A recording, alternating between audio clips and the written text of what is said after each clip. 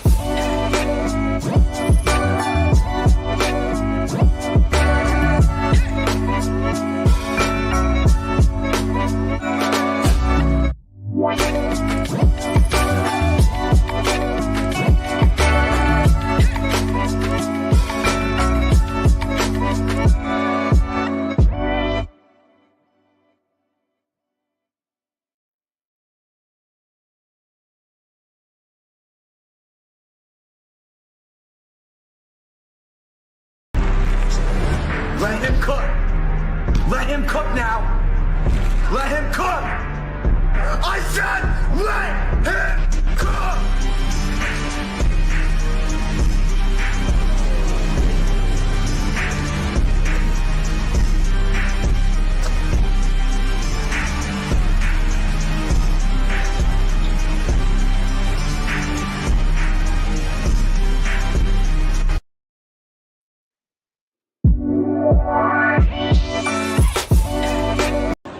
Ladies and gentlemen, from La Casa de los Lobos, the pit, here at the University of New Mexico,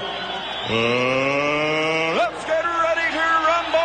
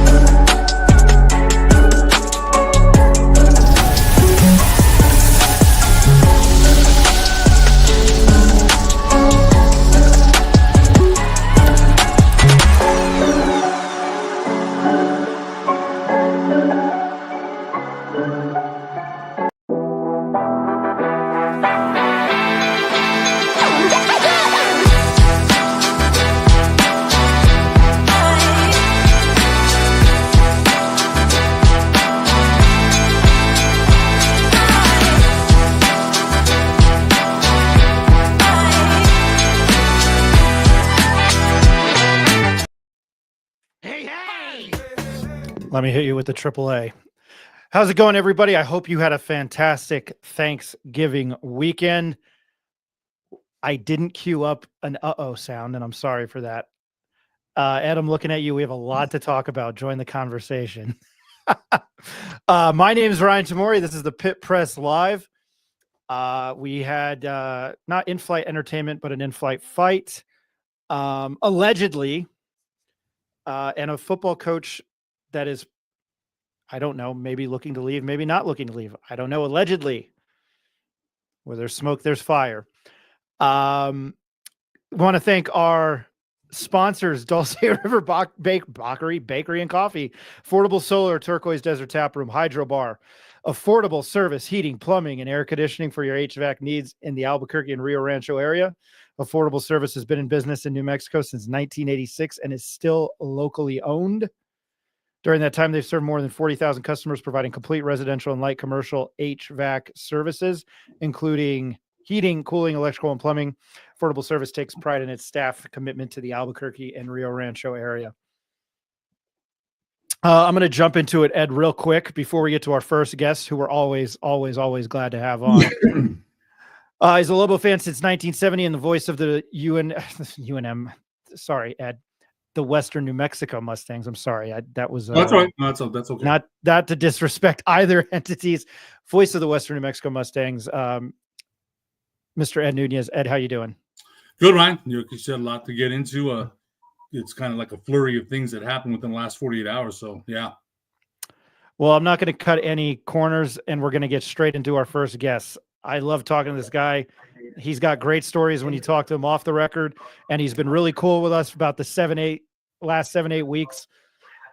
His name is Mr. Ned James. He's a former UNM quarterback, former NFL coach, and you can catch him. Well, not for the remainder of this season, unfortunately. Pre-game, halftime, post-game on Lobo Radio Network with one JJ Buck. His name is Ned James. Ned, happy Thanksgiving. How you doing? Hey, doing great. Happy holidays, guys. How you guys doing? Oh, hanging in there. Appreciate it. A lot to talk about today. I am going to jump right into it. And of course, I'll throw the ball in the court to Ed. And as I always screw myself up with Ned and Ed, and then I can't even correctly say which university he's the voice of. So again, Ed, I'm very sorry. Well, that's all right. Well, UNM was possibly going bowling, but instead Mike Alhedo threw for 5 touchdown passes in his first career start. Not even the great Timmy Chang, who I love and I love talking to, has done that. He helped the Hawaii Rainbow Warriors beat our University of New Mexico Lobos 38-30 on Saturday in the regular season finale for both teams. He started in place of Bragan Schrader. He went 37 of 57, 469 yards. He broke Timmy Chang's freshman record of 403. Ned, that's the third freshman quarterback to really kind of light up UNM. How did this continue to happen in Game 12? That's my first question to you.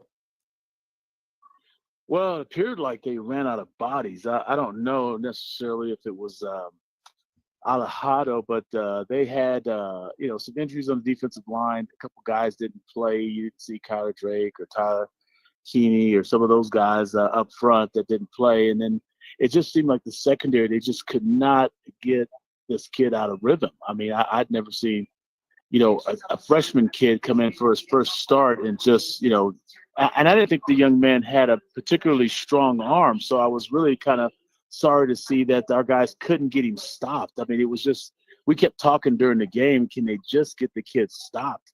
And they could not get him stopped. And it was just really disheartening to see. And, I ran the run and shoot, but we ran it under center with the triple option. And so there were some things I was watching schematically that I thought, they really could have tried to do to maybe change up, this kid's launch point, but it just really didn't get to, get any kind of pressure on the young man. The guy had 0 sacks and he was 65% on third down.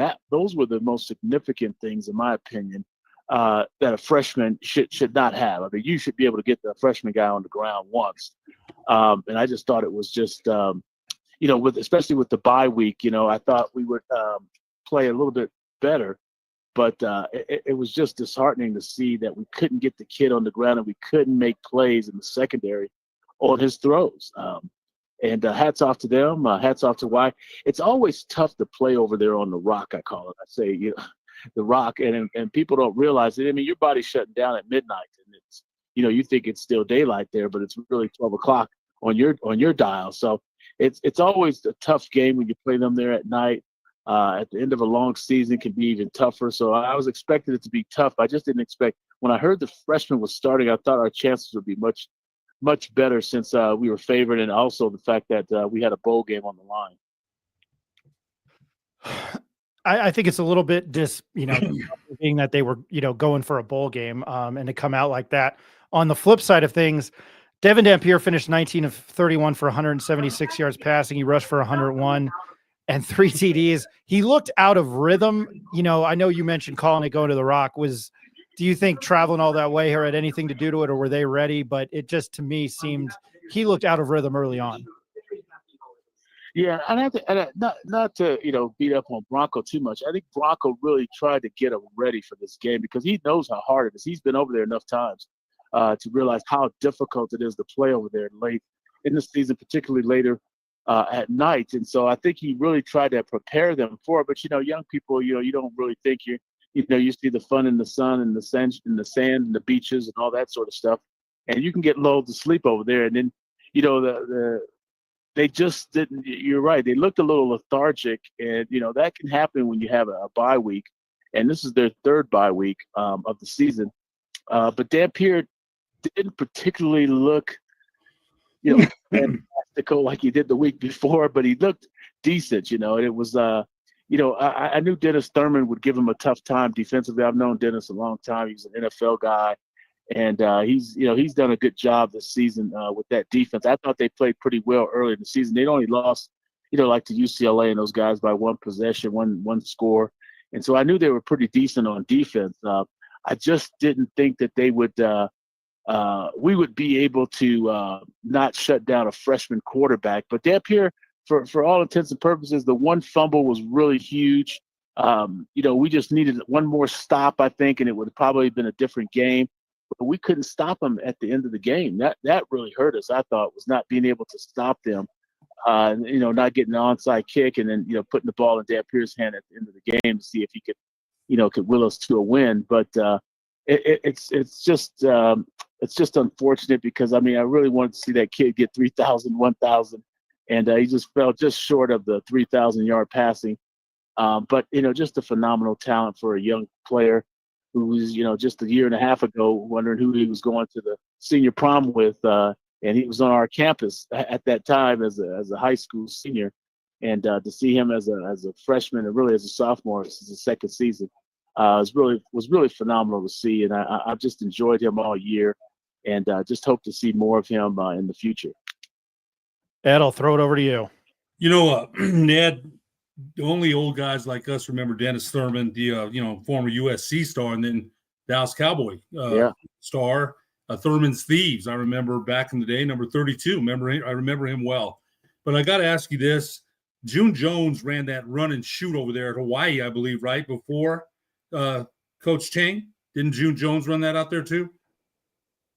Yeah, June Jones. Miles Davis, all those guys, they're all disciples of Miles Davis, who really kind of created that whole run and shoot philosophy. And we ran it at University of New Mexico. We were a top 3 offense both years I was here. When we ran it with the triple option, we were underneath the center, so it really caused a lot of problems for a lot of people. So I kind of knew how it would go as far as the reads. I just didn't think a freshman kid could not, just be rattled a little bit. And it was senior night for them, so it was emotional for their players. But I thought the young man played very well for a freshman. And so, hats off to them.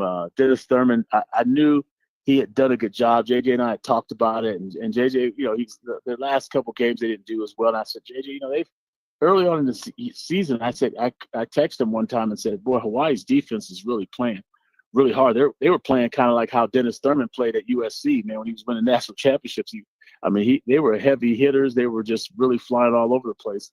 And it showed a little bit against Dampier a couple times. And the punch-out fumble, which we hadn't seen from him this year, was really tough. It was only one turnover in the game. But, just things, the special teams thing, the hidden yardage of special teams, we lost that just by a little bit. That's why the score was so tight. I think Bronco really was prepared for this game, and it was he knew it was going to be a tough one. And it proved to be true because we couldn't get that last possession and take that team down and score on them at the end of the game. So it's just really unfortunate, and I feel bad for the kids. Ned, it seems like, back to what you were saying about the run and shoot, that they had the perfect game plan, get the ball out quick. He was accurate. And then if you look at New Mexico on the other side, if you're Coach Chang, you're saying, well, they don't rush the quarterback. They have 11 sacks all year long. They're going to blitz, but they haven't been successful with the blitz. You mentioned New Mexico missing a couple of defensive players, but it seemed like that was the story the last couple of games of the year. They didn't get a full unit, even if it was a bye week. They didn't have a full defensive unit out there. So it looked like to me, way more about it than we do, than I do, than a lot, but than most people I know. It just seemed like the quarterback for Hawaii, he had a great game. He did put the ball in the money. They didn't disrupt him. He threw from a clean pocket. So yeah, I think I thought the same thing you did when I saw that a freshman quarterback was starting. I'm thinking, hey, New Mexico has a pretty good chance here. But their defense, as you mentioned, and they didn't get a turnover. They didn't turn the ball over and get New Mexico a turnover. Right. So that was another thing. So right. I think that defensive unit, and you're right, Ned, we mentioned that even for you played for UNM and playing on the Rock, as you said. It's same thing with the Lobo men's basketball team, right? Back in the day, Hunter Green and those fans were talking about how hard it was to go to Hawaii, Phil Smith, all those guys. So it's not an easy thing. And some guys took it as a vacation, and then you went over there and got popped in the mouth when, not you, but other teams that went there, they lost. It's a beautiful paradise. So anyway, that's my observations. I just thought it was. I kept thinking, like you, Ned, they're going to get a stop here. This is a sense of urgency, right? And he just tore them apart, man. Right. He really did. He tore them apart. Right. And it just boggled my mind that the style of defense that they played. I don't want to be critical of the defensive coordinator. I mean, we finished, one of the worst defensive teams in the country, both scoring defense and total defense. I mean, I think we finished like 3 from the bottom of 136 teams. I think we were 133rd or something like that. But I mean, it's just, it was just awful to see the fact that we could not get any kind of, there wasn't any kind of change-ups. And anytime they were pass protecting, boy, that we just got no pressure on them. I was just surprised at that. And the young man played well. You got to give him a little credit. He played well for a freshman. He won a state championship in Nevada at Bishop Gorman. So he's a pretty talented young man. But at the same time, I really thought, we would kind of get him kind of confused a little bit. We knew the ball was going to come out in the passing game. And the fact that they were able to kind of, pass at will against us was really disappointing. Ned, I got to ask you this now. The transfer, there's a lot of questions around Lobo football right now. We're not sure if Coach Mendenhall, he said today he didn't interview for the job, but then, someone put it out there that the coaches don't have to, agents interview. So we don't know if he did or not. He said no. But that's right. yeah. So, Ned, I got to ask a couple questions. It's a two-pronged question here. Now, Coach Mendenhall is here for today. Now, if he's going to leave, Ned, it's going to have to be quick. Utah State, whoever, if they want to hire him, it's not going to be, they're not going to wait. It's going to be, I would think, within the next couple of days. They want to get going with their program. Now, that the first part of the question is, what's your opinion about, Coach Utah State being mentioned as a destination for Coach Mendenhall? What's your opinion on that? Well, every coach is going to be courted if you're a good, talented coach. I mean, you're going to be courted. The issue is the buyout, the $3 million buyout. I mean, you're going to, he's got there's some sort of issue, I believe, with the buyout structure. And so, I don't think that's going to be any problem for us because, if the guy's been here 1 year, you deserve compensation. And if the compensation is that much for us, it will help us in moving forward and bringing in a new coach and a new staff. So to me, the money and the players now is an issue. That's why you can't get these buyouts anymore. These universities aren't doing it because guys want buyouts, they want contracts, and they want NIL money. So it used to be just buyouts and just coaches' contracts. Well, now you've got this third leg, which is NIL, and coaches are going to want NIL money because you're going to have to pay to get good players. And everybody wants to keep their good players. If you want to keep good players, you're going to have to pay. And so I think that's the challenge. I think, Bronco's in between a rock and a hard place, but he's well compensated. So he's just got to, I don't feel sorry for guys who are, entertaining questions of going somewhere else. And, like he said, he didn't think, he wasn't contact, but we know it's all done through agents. Everybody knows that. And, without saying, hey, look, I'm definitely going to be here and I'm never going to leave. This is, a place that I've decided I want to, kind of rebuild, and to say it out loud and to say that you won't take a buyout and you won't leave. It's something, people, particularly alumni guys that are calling me, they want to hear that. And when they respect the fact that he's a good coach and, he's going to have suitors, but they want to get some assurances that he wants to be here too. So it's tricky, but we'll see what happens. Well, you mentioned that, but I got to say, at least better than I do. Again, there's a lot of coaches out there. There's a lot of coaches that would want to come here, but a lot of people would probably say, "Hey, I'd rather see him stay here and build on what he's got going."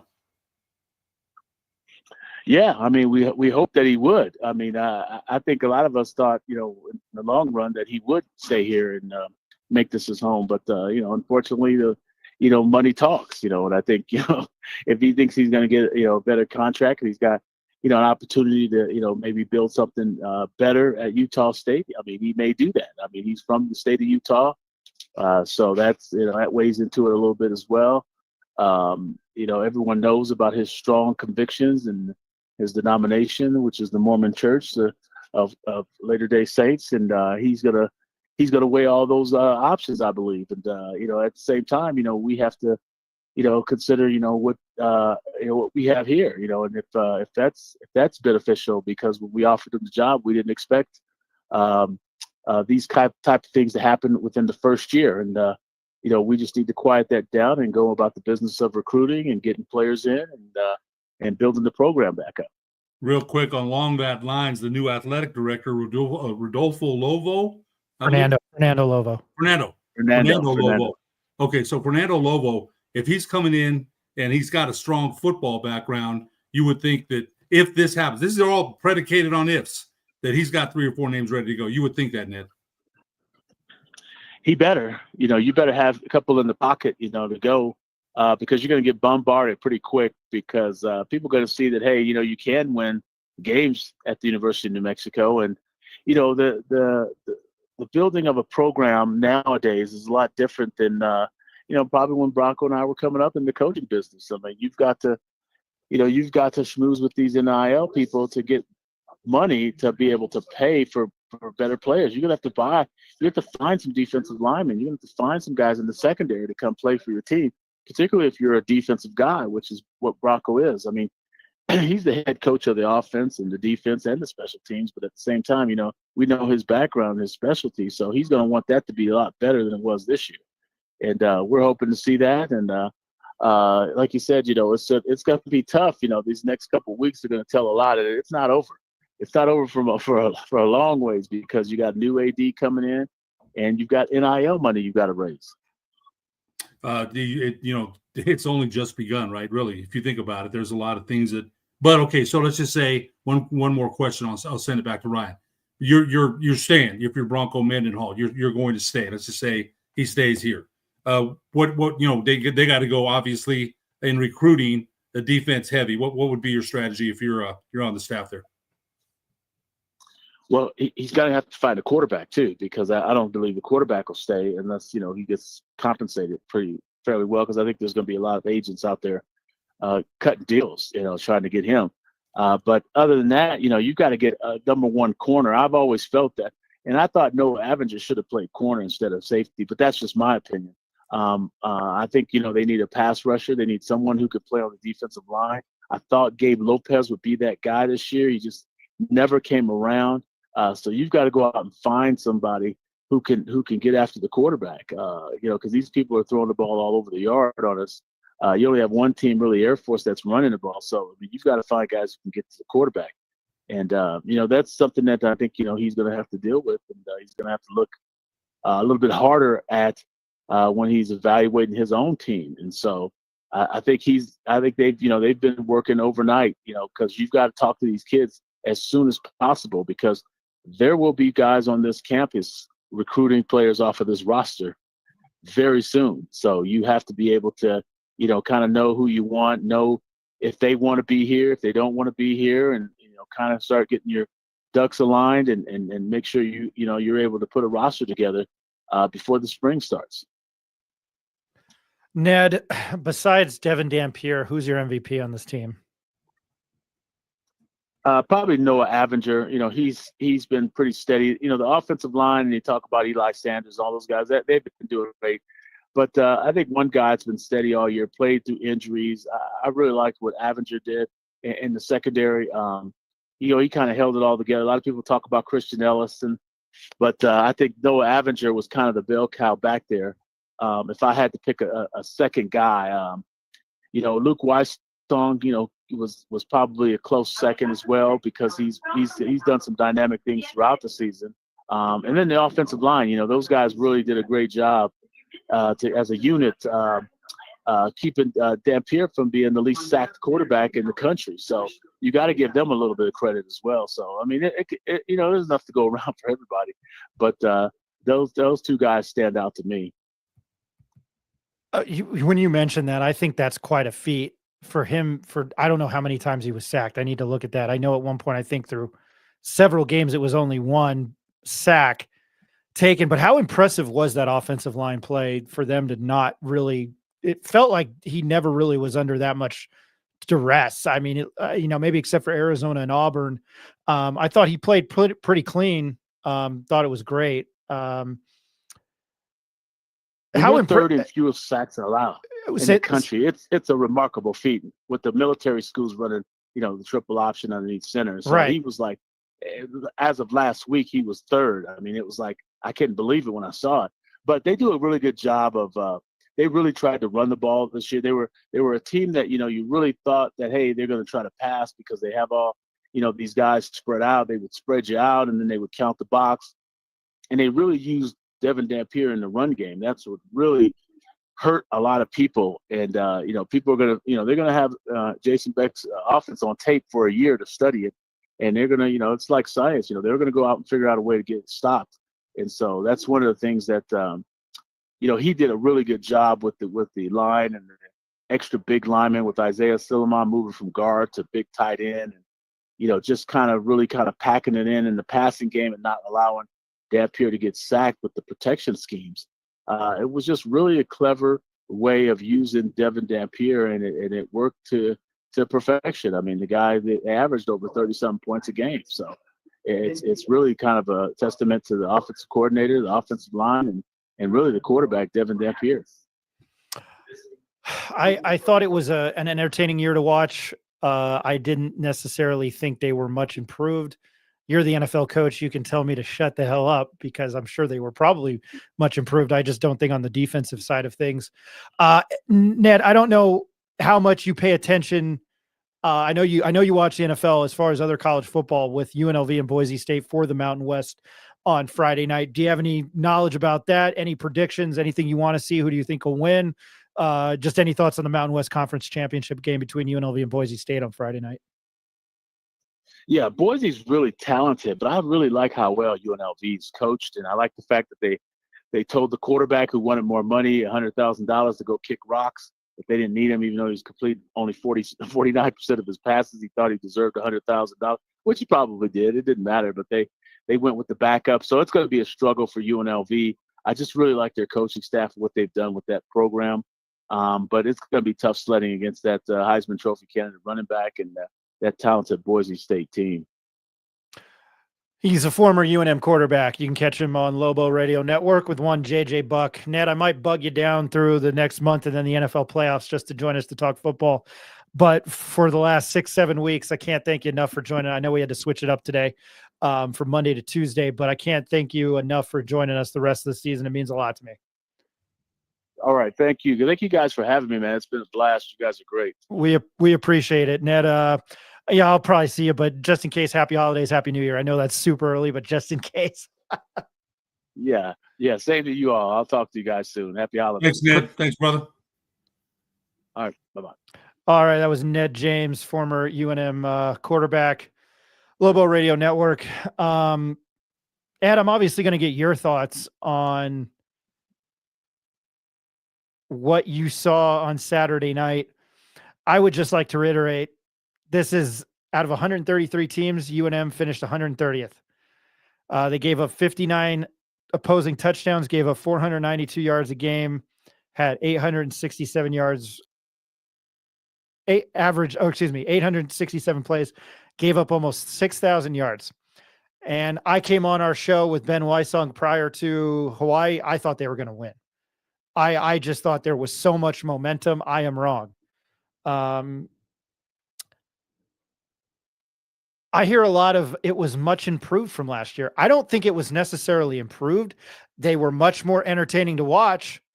And I'm not taking anything away from Devin Dampier, especially Luke Wysong, Eli Sanders. I'm not taking away anything this offensive line did. I thought it was a lot of fun to watch. I was amped up for the first time in maybe 20 years for Lobo football, taking off my objectivity. Oh, by the way, guys, join the conversation on Twitter, X, YouTube. Tell me you like me. Tell me to go screw myself, whichever you'd like. But when I hear improved, hell no. That defense was porous. Your bottom 3, bottom 4. That was a freshman quarterback. Wyoming got him as a freshman quarterback, and I think there was a third. I know you beat Washington State. They kind of shit the bed down the stretch. I don't know. I get they were ranked. John Mateer is a fantastic quarterback. Williams is a fantastic wide receiver. I have to contradict myself from what I said Saturday. I thought they were going to find a way to do this. I thought there was too much on the line. But again, I think more entertaining is the word, not more improved. Bronco only won one more game than Danny Gonzalez last year. I know you have to build a program. They probably should have won. Realistically, they should be 6-6, 7-5, I think. But that defense was atrocious to watch. It was painful to watch at times. I think Noah Abinger was a bright spot. And I do have to say this, Ed, before we move on, is it's for the first time in a long time, or at least since I can remember, there were at least several players that made all Mountain West. Devin Dampier was all Mountain West first team, rightfully so. Baraka Beckett, offensive lineman, was first team all Mountain West. Second team, Luke Wysong, Mackenzie Agnello, and Noah Abinger, Trace Buckler, Christian Ellis, Eli Sanders, and Bryce Santana were all Mountain West. There's a lot of bright spots. I understand that. As far as improvement, I don't necessarily know. To me, they weren't as disciplined. They were penalized several times like they were last year. I will go with more entertaining than most improved. But Ed, I wanted your thoughts. Well, remember, they were predicted. We were in Las Vegas for the Mountain West Conference football, and the conferences there. They're predicted to win 1.5 games. They won 5 with a chance to win 6 and to be in a bowl game. So I'll go from there.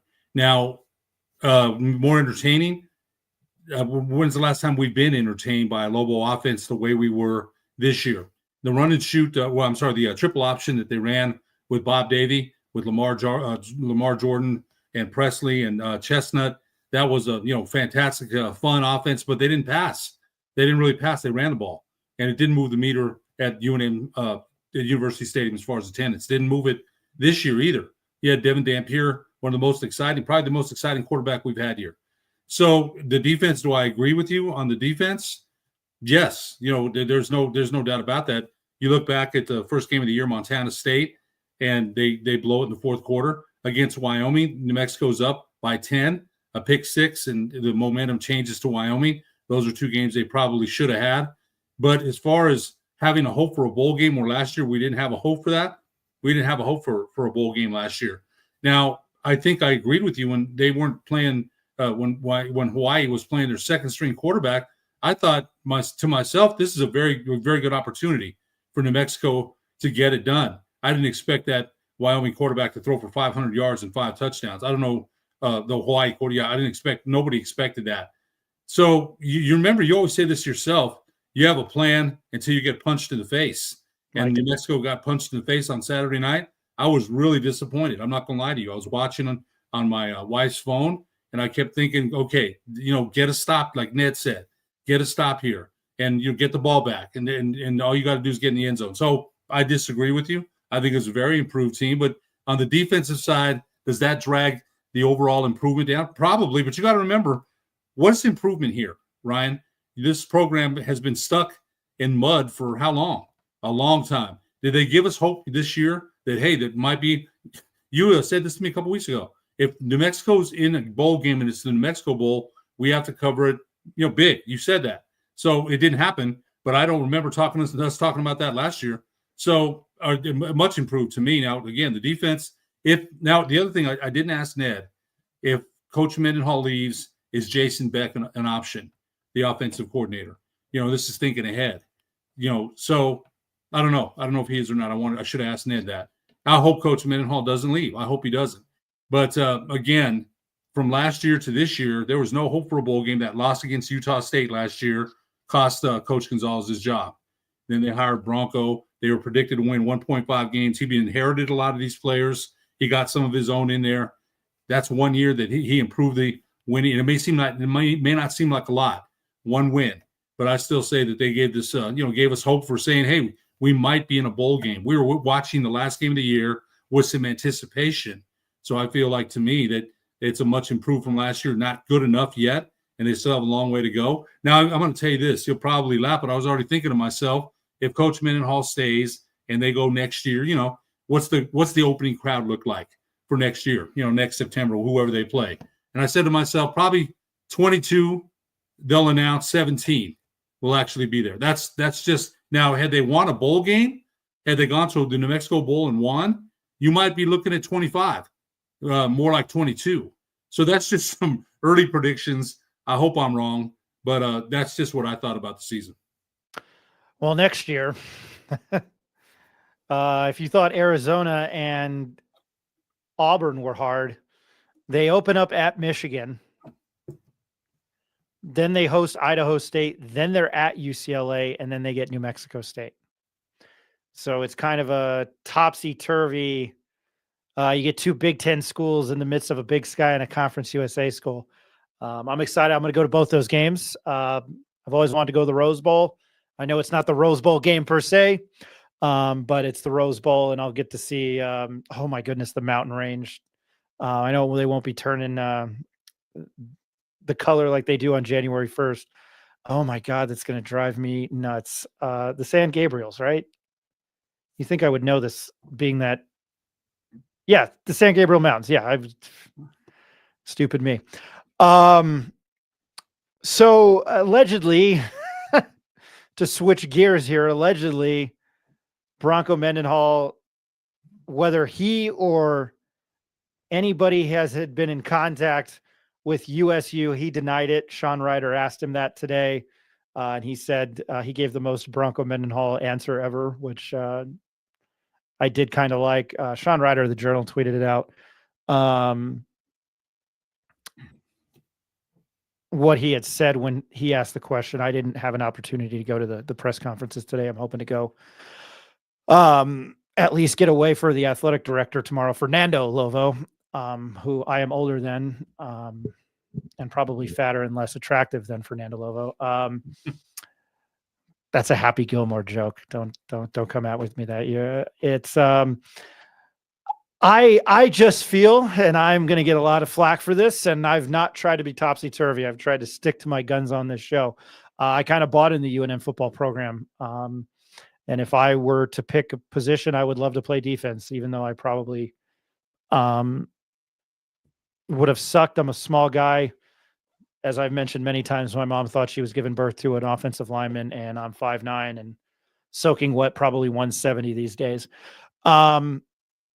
I just feel that, Ronnie, you were getting flack for saying what? That's what I don't follow. Sorry, I'll get to you. And before I get into my rant, hey, I appreciate everybody that listens. We have a plethora of people listening right now. Absolutely love it.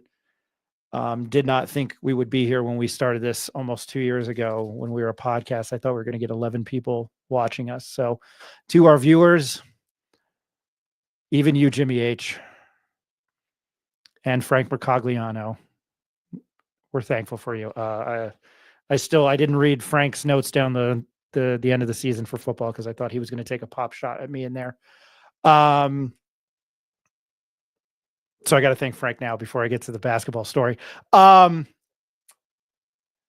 To me, all the cards are on the table for Bronco Mendenhall to leave. I think religion has something to do with it. He's from Utah, correct? I know he played at Oregon State. And as I repeatedly tell people, Utah State has this, I think 2 years ago, had the second highest budget in the Mountain West. That is why they got indoctrinated into the Pac-12. I think they're behind Boise State, and at that report was $36 million. UNM's is $12 million. And the fans, I don't understand the fans here. This is not Southern California. This is not New Jersey, New York. This is not Houston. I know the New Mexico State game last year was a pain in the ass to get in and out of, but I think oh boy. Okay, we got more news on the basketball front. I would say he's probably no longer on the team. Lost my train of thought. I just think it's all set up for Bronco Mendenhall to go to Utah State. Again, they caught lightning in a bottle 3 years ago. They won the Mountain West Conference under Blake Anderson, not the guy from Workaholics.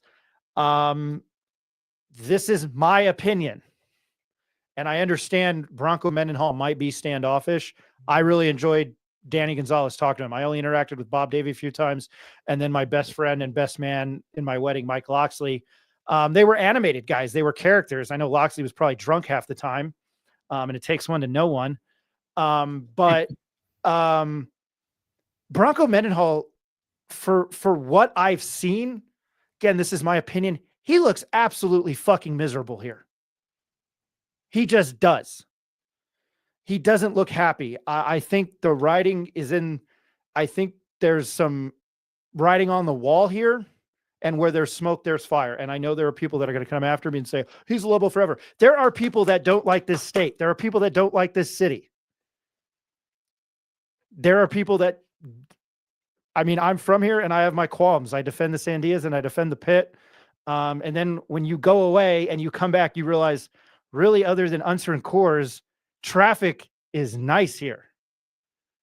And for people who've lived their whole life here, they don't know if you've ever had to do that and commute and your round trip drive is 5 hours. I just think that the writing is on the wall, and I would not be shocked if Bronco Mendenhall has left. I have heard grumblings that it is pretty much maybe set in stone. That's allegedly. I don't buy that. I'm skeptical. And that's not real report. That's what I've gathered and opinions of people that he's probably gone. Look at what Steve Alford did. He told you he was not going anywhere and he left. And I know many people that listen to the show don't like him. I like Alford a lot, but that's because he's pretty cool to me professionally. Jim Rome has always talked about how Steve Alford was don't you know who I am guy in Iowa. That's not the Steve Alford I've met and known. If Bronco Mendenhall leaves, I think this might be just as bad as Mike Loxley inheriting this program. Ed, I have said my piece there. I wanted your thoughts. Okay, well, I got to ask you this. You know, what does now Coach Mendenhall? I've been around a lot of players and coaches, a lot at the high school level, a lot at Western. We've gone through a lot of coaches at Western. I'm not comparing D2 coaches to D1 coaches, but they're coaches. I've been around a lot of high school coaches. I've interviewed tons of them, tons, players, coaches, a lot of them. So I've said this about Coach Mendenhall, that when you ask him a question, he'll look down, he won't look up, he'll look at you when he's answering the question. But I so it's kind of one of the more strange things that I've seen, but that's him. Inside the circle, it's Lobo football. Anybody outside that circle, he seems a little suspicious of. And hey, that's, again, remember the injuries. If you saw and read in the paper that someone's wearing a turquoise jersey, then you knew they were hurt. He never addressed injuries all season long. And Sean Ryder asked him more than once. And he doesn't know. I don't know. That's his style. It's okay. We can deal with that. I've just got to ask you this, though. What does it look like when he is happy? I don't know. I think he keeps things pretty close to the chest. So I don't know if he's happy, unhappy. I don't look at it like he's unhappy. He came here. Nobody put a gun to the dude's head and said, come to New Mexico. He wanted to be here. He's the one that said, okay, they look, Coach Long said this too. Coach Long said in the paper in an interview about 2 months ago, I wanted to be there. They didn't see it that way. I thought I could make a difference. They didn't see it that way. You know, he was a finalist too. They went with Coach Mendenhall, which I think we all thought at that time was a pretty solid hire. So is he happy, unhappy? Because if he's unhappy, then why did you come here, man? That'd be my question. Now, the other thing that you said about Utah State, here's the thing that they've got facilities. They've got facilities. It's near his home. And Ned mentioned, he's a Mormon, and he's very strong in his faith. Those three things there might tilt it towards there. But now, if he leaves, I'd be devastated. Devastating to me, because you got hope for next year. You got a little bit of hope saying, now Ned mentioned too that Devin Dampier is going to be hard to keep here, and I think we all probably agree with that. And maybe he's thinking that too. Maybe we don't know what he's thinking. I have no idea. I can't read that guy, period. No read at all. Because when he's done with the conference at the presser that we go to on Monday, he just puts his head down, boom, gone. I was going to shake his hand the other day, and then Frank said something to him, Frank Macagliano, and I didn't get a chance to put my hand out. Danny was totally different. He'd see you, hey, Ryan, hey, Ed, what's going on? He's a personable guy. Coach Mendenhall has his own way. So I don't know. I don't know what does happy look like to him. Because if he's not happy, he's the one that decided to come here. That's on him. Now, if he's leaving, now the other thing I was going to mention, okay, so he may look at it like, I don't know if we're going to keep Devin. I'm not sure if we're going to keep him here. Utah State has way better facilities. Fernando Lobo is going to have to – they brought him in for football. He's right. I'm thinking that. For the whole program, remember, Eddie won a lot of Mountain West Conference championships, golf, cross country, not just football, baseball, and basketball. They did well GPA-wise under Eddie when he was here. But people are going to look at how you're going to do in football and basketball. Baseball, they like, but that's a little behind basketball and football. So I'm thinking if Bronco leaves, remember, Fernando Lobo is coming in here with a strong football background. You don't think as we speak, you have to be ready, Ryan. You have to be ready, man. He has to have three names immediately. Eddie did that, and he settled on Danny when Bob Davey left, and we were all happy. I was. It's a New Mexico guy. I was happy. But if Bronco left, I'd be very, very, very disappointed. I would be, because they gave us hope. I still say it's an improved team because we weren't talking about a bowl game possibility last year. So that's my take. Now, if he leaves, is that the end of the program? Are they going to just bulldoze the stadium and say that's it? No way. So they're bringing Fernando Lobo in here for a reason, and following Eddie Nunez. I'm not saying he's going to magically turn everything around and get that stadium. I was looking forward to that. That stadium needs major work. But you can't go with one almost winning season and say let's put. How much it would cost? How much would it cost? We don't even know. The PIP $60 million 10 years ago. And people were upset. What's that? And people were upset. Yeah, they were. That stadium there, I don't know how much. I'm saying, $100 million. Probably I don't know. And if that's the case, you might as well break ground on a new one. Where would you? Those are just speculation because they don't have that kind of money. They don't. But if Bronco's thinking about, hey, look, Utah State's got facilities. I don't have to go over there and fight and wait. They've already got facilities that I can definitely recruit at. And we don't have to wait 4 years. He could be thinking that. He could be thinking, hey, I'm losing the quarterback. He's not going to stay here. They don't have the money to keep him. We don't know what he's thinking. I'm just saying, is he unhappy? I don't see that. I don't know what happy looks on that guy, though. I have no idea. No idea. That's not a knock on who he is. I'm sure he's a fantastic. At all. Yeah. He's a great coach. It's it's just what I see. And I get it. He probably hates the media. A lot of people do. I will say this though, from this standpoint, I want to thank Ned James. I want to thank Ben Weissong, if Ben's watching out there, for joining us this season. It was a lot of fun. It's not over yet. We still have some college football, and maybe I'll bug Ned to talk NFL playoffs down the stretch when we do this thing. I'm going to take a quick commercial break because we just had more breaking news. And we know who the player is now. For the flight, as I said, not your in-flight entertainment, your in-flight fight. Boy, what a time for Fernando Lovo over the holidays to inherit this program, this department, and the head coach of the football team his name has been thrown around at other schools, and there's a fight amongst, I don't know, a top 40, top 45, 50 basketball team that's probably in the NCAA tournament or on the fringe on the bubble. So I think that's fascinating. Just a real quick comment, Ronnie. I was referring to you saying the team didn't actually improve, and I think the same, but others think I'm a sucky fan for saying that. I didn't say they sucked, just not improved. Well, I talk a lot of trash about the Dallas Cowboys, but I'm a New York Giants fan, and they suck. They straight up are horrendous, and I thought they were going to F around and find out and beat the Cowboys on Thursday somehow and shoot themselves out of the Shador Dion sweepstakes. So they didn't do that. Need the Jets to win a game. Need the Jaguars to win a game. It's been a while since I've rooted for a first-round draft pick. I don't really care as much, but you might get me a little bit more enthused with Shador Sanders and Deion Sanders. And I was a Brian Daboll guy. Wasn't shocked that the Cowboys covered on Thanksgiving either, Ed. Going to take a quick commercial break. Thanks to Ned James. I'm Ryan Tamori. Ed Nunez. This is the Pit Press Live.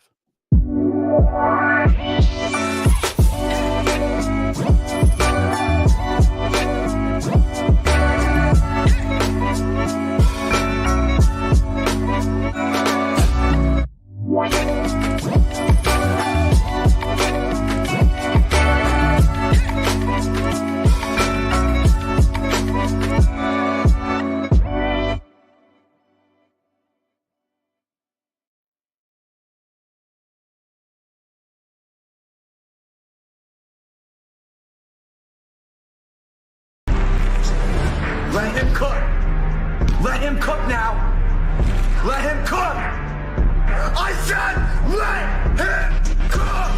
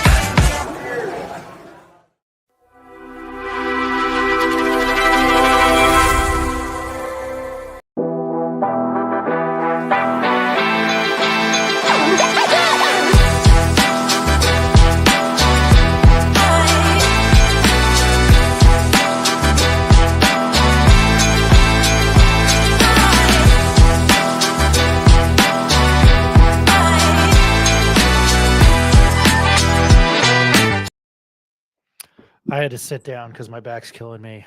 It's been a long 4 or 5 days. Hey, everybody. Hey, let me. Hey. Triple hey.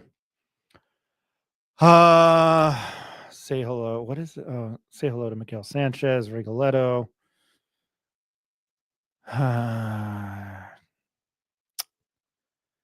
didn't queue up. What is this? Oh, that's happy Thanksgiving. Okay. Great live television internet here. My name is Ryan Tamori. This is Ed Nunez. And we're going to get to this rather quickly. And I've been meaning to do this. I want to hit our basketball transition.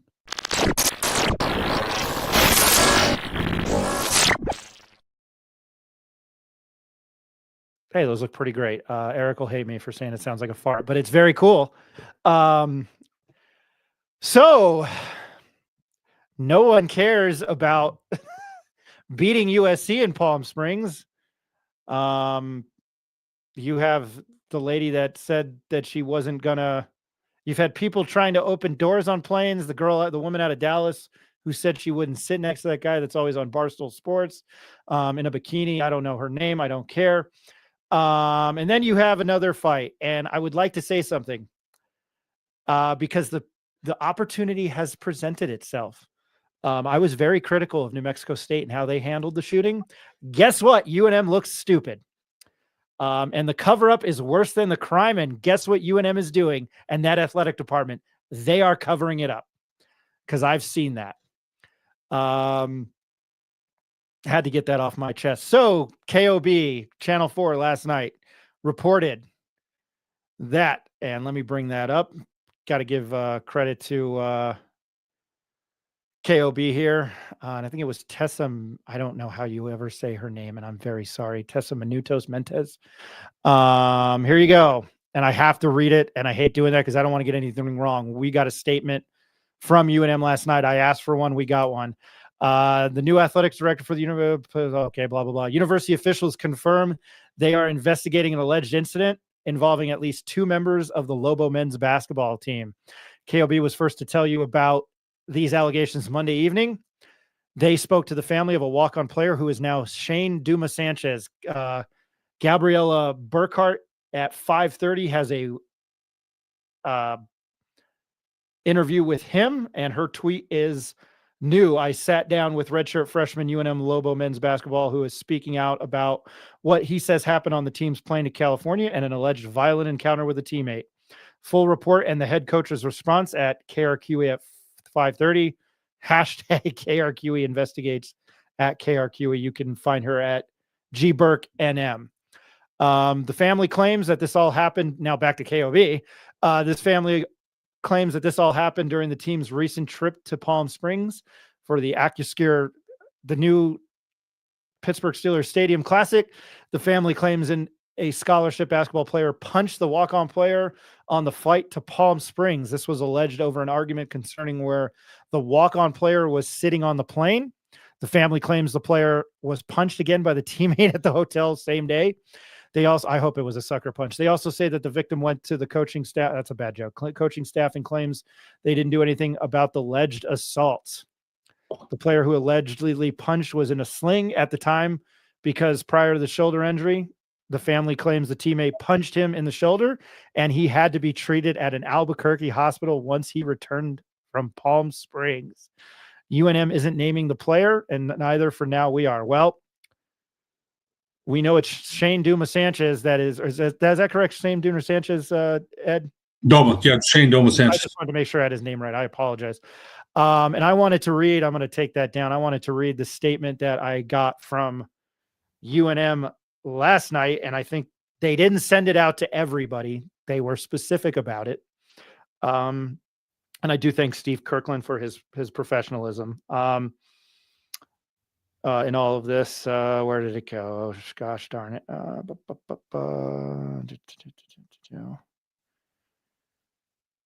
Here we go. This is from the University of New Mexico, and I put it out on the old Elon Musk platform last night. Here's a statement from Cinnamon Blair from the University of Communication and Marketing sent from their KOB story earlier today, as in Monday. Quote, the University of New Mexico takes the safety and well-being of all of our students very seriously. We are aware of an alleged incident involving members of our men's basketball team and are carefully reviewing and assessing all the facts. We are following the appropriate protocols and procedures in addressing this situation and are committed to addressing any misconduct appropriately. Due to the federal student privacy laws, specifically the Family Educational Rights and Privacy Act, FERPA, which I've never heard of, I guess I should probably, we cannot disclose specific details or comment further on any individual student matters End quote. And it is Shane Dumas Sanchez, correct? Did I say that incorrectly? It's not. I had it. I was saying a D-O-M-A, and it's D-O-U-M-A, and I forgot that. Yeah, it's a Doma Sanchez. Gotcha. Feel free to comment on YouTube and X, and for those listening that are the usual suspects won't like what I have to say. Once again, I'm reiterating, I was very hard on Greg Heyer, whatever the hell his name was, who Jeff Goodman of the Field of 68 said he did nothing about Greg Marshall at Wichita State hitting somebody. I mean, at least a gun wasn't involved. I don't care how you feel about the Second Amendment. You work for the university. I can't walk into my body of work and say racial slurs. I will get fired. That is not free speech. I can walk outside and say whatever the hell I want. That is freedom of speech. It's meant for public. I think people get the First Amendment messed up. However, I have been very adamant about this. This is not a good look for Pitino and the basketball program at all. He's going on KRQE here in about 30 minutes to tell his side of the story. I don't know who the other player was involved. We've heard names. I won't name that here because I do not for 100% know. Nobody seems to care that it's San Jose State tomorrow night. They play a basketball game tomorrow night. We'll probably know who's on the bench and who's not. I would say this kid is off the team who played at Del Norte. And by off the team, I probably mean leaving. He probably won't be on the bench tomorrow night, I would assume, unless he is, and we'll see, that. I'm aware that there's two sides to every story. I'm going to do Lionel Hutz again. There's the truth, and then there's the truth. I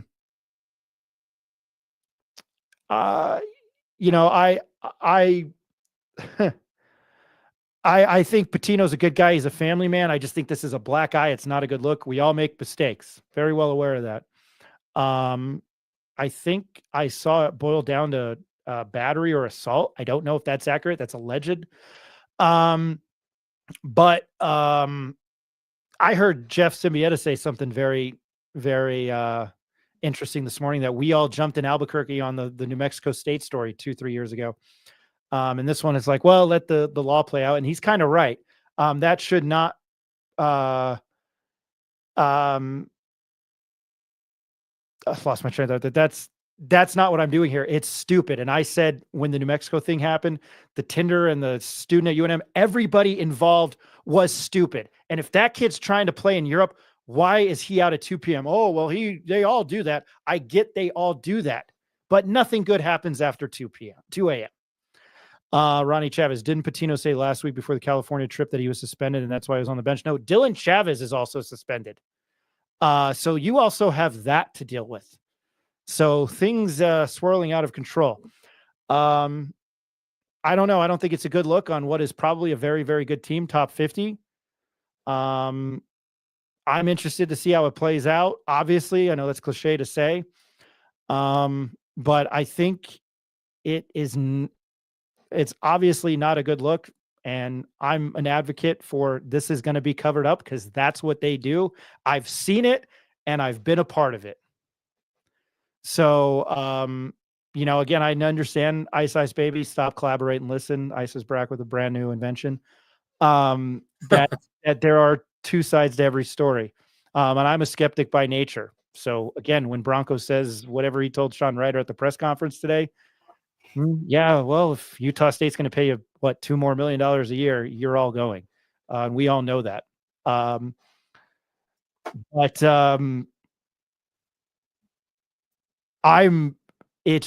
It's just not a good look. And I think it's kind of comical that you have the football head coach, rumors swirling, and a new AD in. Happy Thanksgiving and happy holidays. Very, very insane to me. Ed, with all that said, I know you got to jump off in about 20 minutes here, and we're going to wrap this thing up in about 20 minutes. I wanted your thoughts on what you've heard and the reports that have been with the basketball program. Yeah, I've heard a lot. We're not at liberty to say exactly. And it's funny, we're doing what we do with our pit press, and that we're part of, we go to the press conferences and we're present. A lot of people have asked me what I know, and we don't really know, right? We know, but we don't know. We can't say what we know because it's not been corroborated. So, Domo Sanchez, by the way, averaged 32 points a game for Del Norte his senior year. I just looked that up. I forgot about that. He's a good player. So, they asked him to walk on here. He's a preferred walk-on. And as was Dylan Chavez. And Jiraji Agbayosi, the former El Dorado star, is hurt right now. He's a walk-on too. So that's their 3 walk-ons. So, I don't know what the story is. I'm going to jump off here and see what Shane says. He was I covered their championship win against Artesia in 2021. Del Norte beat Artesia, and then Highland beat Del Norte in 2022. And I've watched them play quite a bit. So without us really knowing what you know more about cover, you worked there at UNM. You were working for the Daily Lobo when all that stuff broke. So more independent student newspaper. Keyword there, independent. Right. Yeah, but you know how things. They're not going to come out and say this is what happened. The question was asked of Coach Patino today, and he just said refer to the university. He's not going to say anything either. There's a story here, but it appears, as you mentioned, that Shane Domo Sanchez, he's going to be on TV here in a little bit. Will no longer be on the team. So that's part one. It's going to be interesting to hear what he says. That's going to be interesting to hear what he says at 5:30. Very interesting. Before I bring Rick in, Ronnie, what about the story raises red flags for you guys? It sounds like a fight between teammates. Doesn't that happen everywhere? Yes, it does happen everywhere. I'm not denying that. We know that happens everywhere. I think it's when probably the players the family members go to the university and he has to go to the hospital. And I'm not politically correct guy here or PC. I just think if you have a teammate putting another teammate in the hospital, regardless, it's not a good look. Richard, happy Thanksgiving. How you doing? I'm doing well, guys. I think, going along with the same questions you're raising, why did he go to the hospital? Why wouldn't you go to the team trainer if it hurt that bad and you're already on a trip? Why would you wait that long to go to the hospital?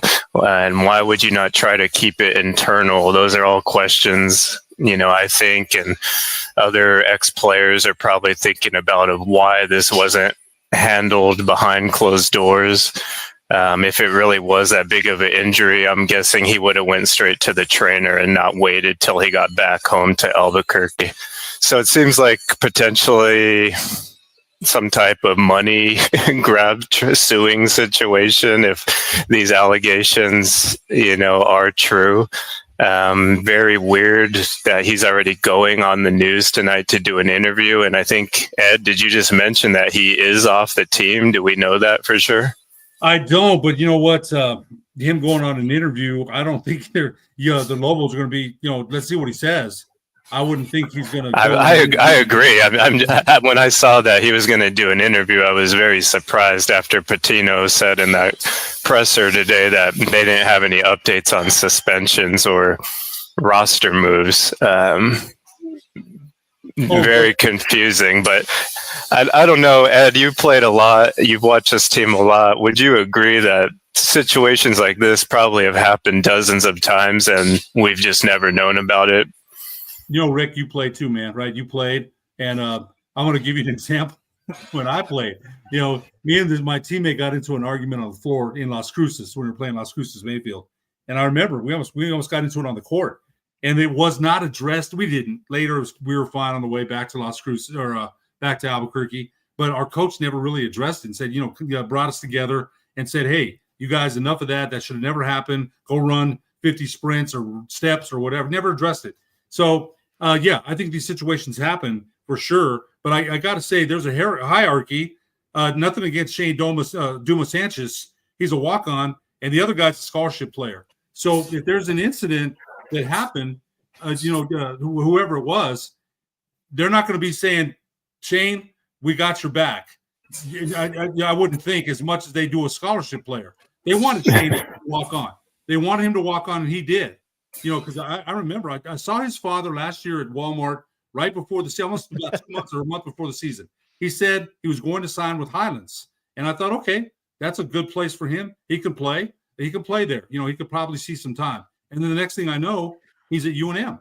So, and Rick, I think you're right. Those things happen. But when they do, they've got to be addressed right away. I've always said that. You got to address that and say, you know what? Right. But we can't expect UNM to come home after that happening over the weekend and expect them to self-report it. Like, no. There's nothing else they could have done in my eyes at this point, except answer this question. Why the hell is a walk-on that's injured even traveling with the team? Why is he traveling with the team? He's not playing.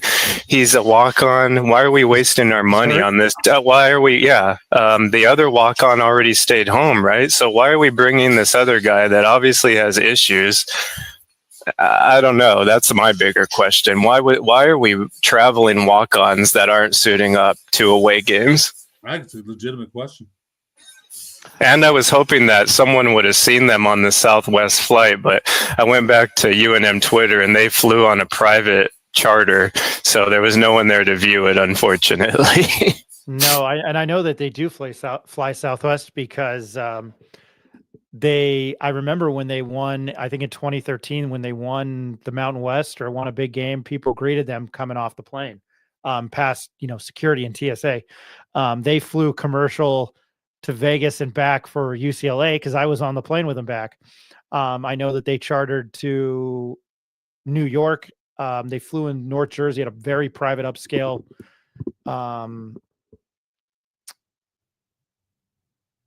airport, Teterboro. If you got money in New York, you fly into Teterboro. And they chartered this flight probably because it was Thanksgiving. I mean, it was probably easiest for them to do that.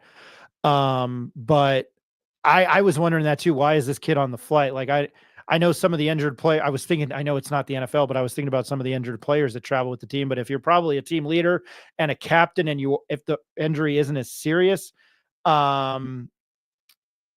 it's probably not. It's probably not the same thing. Never been in a fight, Eric. Just letting you know. Non-confrontational. Might have a big mouth, but non-confrontational. How many of us are thinking, come on, this is not news? Interview with the blue chip programs. I bet there's fights breaking out every day. Am I wrong? Getting a lawyer involved, really? Why not? I mean, why does anybody do anything? Because they can. I'm not saying either right is wrong, because this might be, kind of a bitch move. But Rick, go ahead. I agree. I think it's just news because, a player's getting kicked off the team and he's bringing charges against another player. If he would have kept it inside the team and just got suspended, then yeah, it's probably not news. It's probably like the Dylan Chavez news we heard last week. He's suspended. We don't know why. And then we move on, right? That's what this could have been. However, it seems like the alleged victim is trying to get more out of this, right? Not just playing time. No, that's exactly what it is. And Ed, you know a lot more about high school sports. I mean, he was a phenomenal, you just mentioned it, he was a phenomenal high school player. But he's not, and this isn't a knock on the kid, he's not D1 talent. He's not D1 size. No, he's not. No, and like I said, when he came here, I was surprised. I was like, okay, well, he's a preferred walk-on. They asked him to walk on here, and he did. So, but it appears his basketball career at UNM, at least it appears, is over, and maybe he will end up in New Mexico Highlands, or even where I'm the voice at, Western New Mexico, or even Eastern, or maybe Northern New Mexico is another option, or maybe somewhere else. I shouldn't even say that. I'm just saying those schools that come to my mind right away. Maybe he's got another option. But I think Ronnie, he's one of our loyal listeners, and he's got a lot of good questions.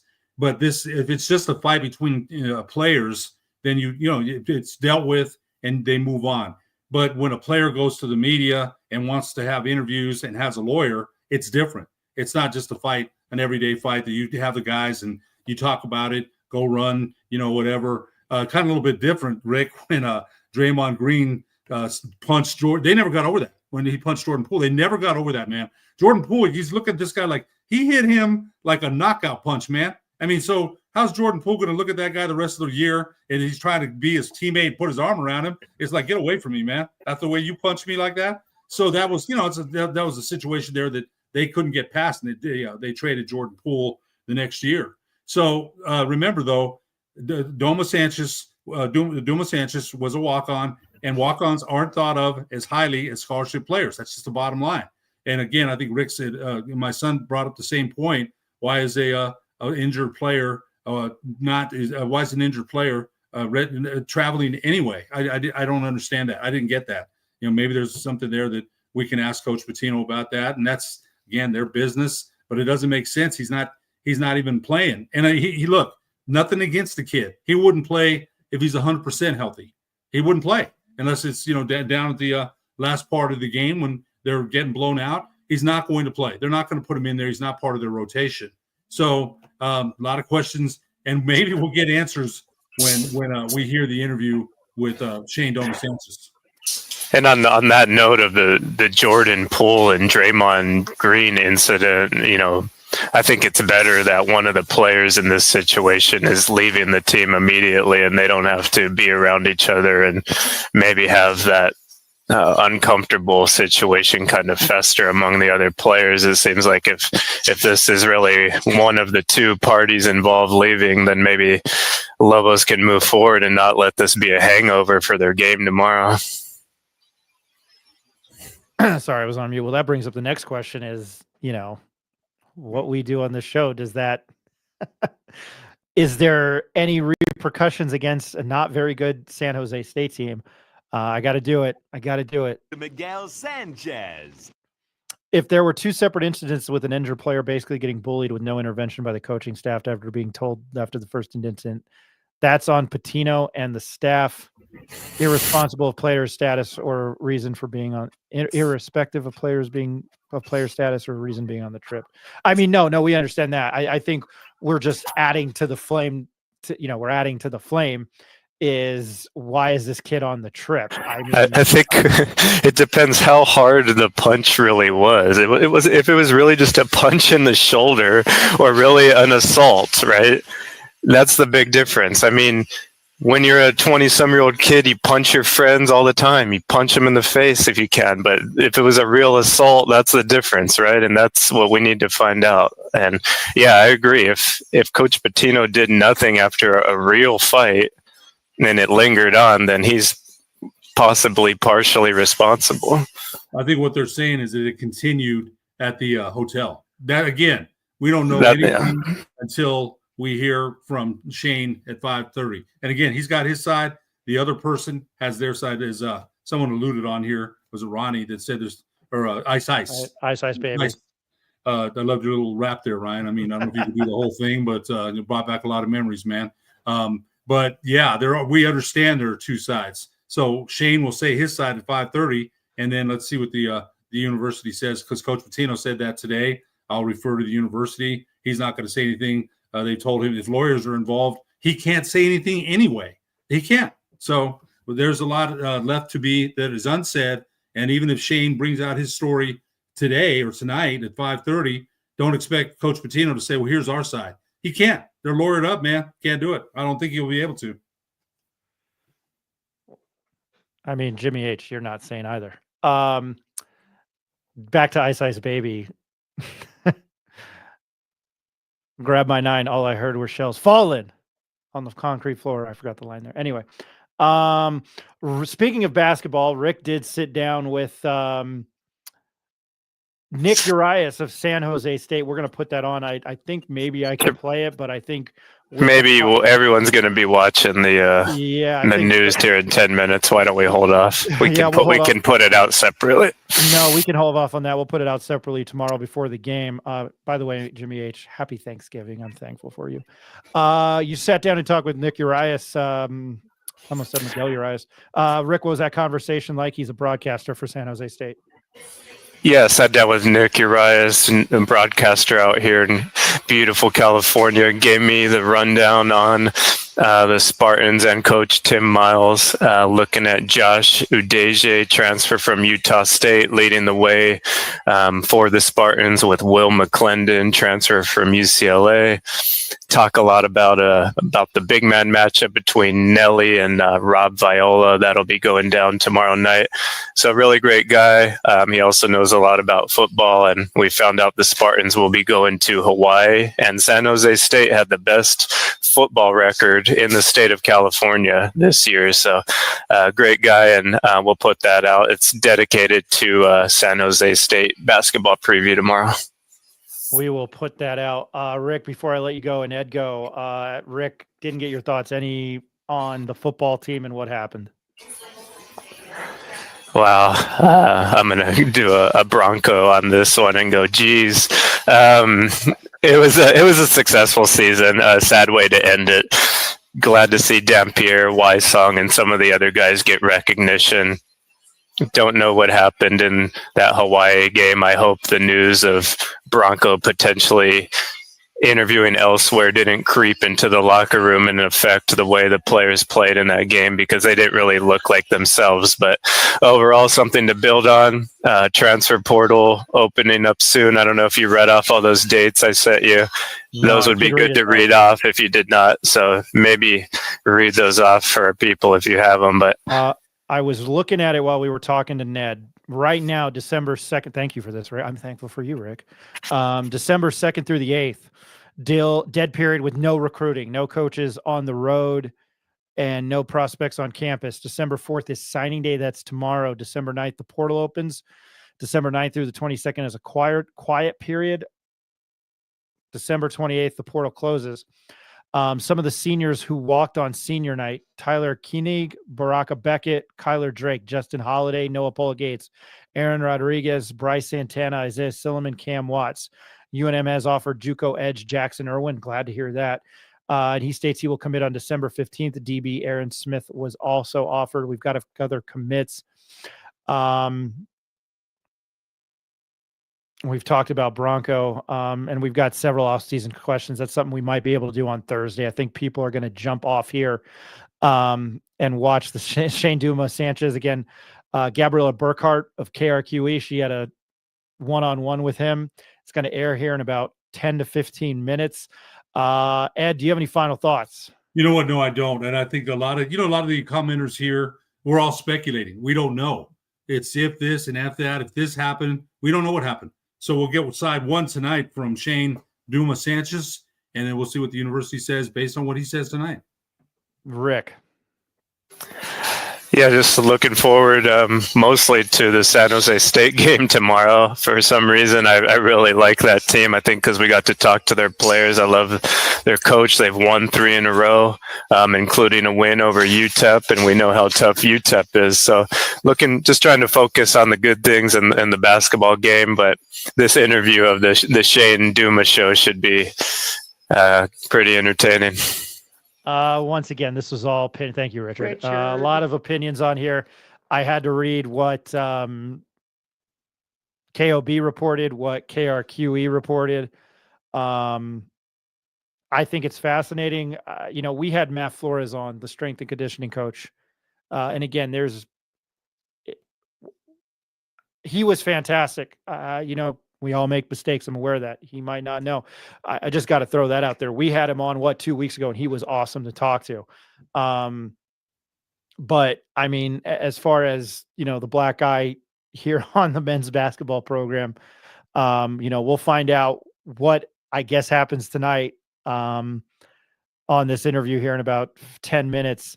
We're going to post Ricky's interview for tomorrow, a preview of the San Jose State basketball game, so it won't be football coaching rumors or alleged holiday fisticuffs on an airline.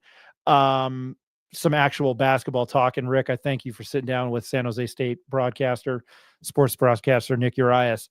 Appreciate everybody watching. We had a lot of people watching tonight. We usually have a decent amount tonight shot up. So if you're new to the show, thanks for giving us a chance. We appreciate it. We don't type into microphones on this show, and you can hear us very well. So keep that in mind. Appreciate that, Rick. Hope everybody enjoys the San Jose State game. What's on tap for this week? Probably Thursday. You know, we're going to change things up now with football being over and a heavy concentration on basketball, the Mountain West Conference, and obviously UNM men's basketball. Thursday, I'm going to try to get some people on to do the name's Ryan, not Tyan. And again, Lobos don't wolf, they howl. Thursday, hopefully do a Mountain West Conference football preview. I'm excited for that game. Hodge, Malik Williams, Ricky White, my man crush, Jackson Woodard, head up and play. Spencer Danielson, Ashton Genty, who I hope is, if he has another big game, he has to be the front runner. I think Travis Hunter's done enough, but I think Ashton Dunny's done more. Try to preview that game. Maybe we'll get fan favorite Joe Arrigo on. Haven't talked to him in a while. UNLV found themselves back in the top 25. I hope everybody had a happy Thanksgiving. For Richard, the voice of Western New Mexico and a Lobo fan since 1970, Mr. Ed Nunez, my name's Ryan Tamori. Everybody have a good night. Enjoy the San Jose State game. We'll talk to you Thursday.